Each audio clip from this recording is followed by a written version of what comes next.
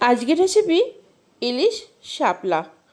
10 minute রান্না করতে লাগবে না, 5 থেকে 7 মিনিট। এটা ছিল ঝিলের শাপলা। ঝিলের শাপলা খেতে সব থেকে বেশি স্বাদ লাগে। খুব ছোট ছোট হয় এবং একটু শক্ত হয়। তো যাই হোক, শাপলাটা আমি কিন্তু খুব সুন্দর ধুয়ে বেছে কেটে আমি নুন মাখিয়ে রেখে দিয়েছি। আর একদিকে আমি নিয়েছি খানিকটা সর্ষে আর বেশ খানিকটা কাঁচা লঙ্কা, এটা আমি বেটে নিয়েছি। এবারে আমি মাছ মাখাবো। নিয়েছি নুন, হলুদ, কাঁচা তেল আর সর্ষে কাঁচা লঙ্কা বাটা। এটা দিয়ে ভালো করে মেখে নিয়ে আমি কড়াতে খুব অল্প তেল দিয়েছি। তার মধ্যে বেশ হালকা একটু নাড়াচাড়া করেই কিন্তু আমি মাছটা তুলে নেব। এই রান্নাটি খেতে এত বেশি সুস্বাদু, যারা খেয়েছে তারা তো জানে, আর না খেলে অতি অবশ্যই তোমরা একদিন করে খেয়ে দেখো। ভীষণ ভীষণ ভালো লাগে।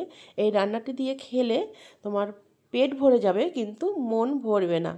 তো যাই হোক, আমার মাছ ভাজা কিন্তু একদম হয়ে গেছে। আর সেই বাটির মধ্যেই আমি নিয়ে নিয়েছি নুন, হলুদ, আবার সেই সর্ষে কাঁচা লঙ্কা বাটা দিলাম একটুখানি।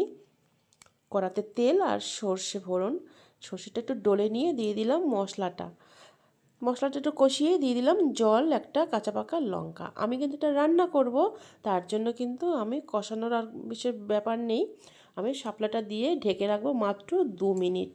2 মিনিট বাদে ফুটে উঠলেই এবার দিয়ে দেবো আমি ভেজে রাখা মাছটা কিন্তু আমি খুব বেশি ভাজিনি, তার জন্য কিন্তু আগে আগে দিয়ে বেশ মাছটাকে শাপলার মধ্যে ঢুকিয়ে রেখে তারপরে আমি আবার 2 মিনিট নাড়াচাড়া করবো। ব্যাস, তাহলে কিন্তু আমার রান্নাটা একেবারে রেডি হয়ে যাবে।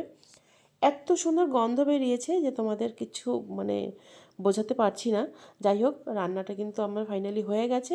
বাটির নিচে আমি মাছ সাজিয়ে রেখে তার উপরে কিন্তু শাপলাটা ঢালবো। তাহলে কি হবে, শাপলাটা গন্ধটা খুব সুন্দর আসবে, মানে ইলিশের মাছের গন্ধটা শাপলার মধ্যেই চলে আসবে।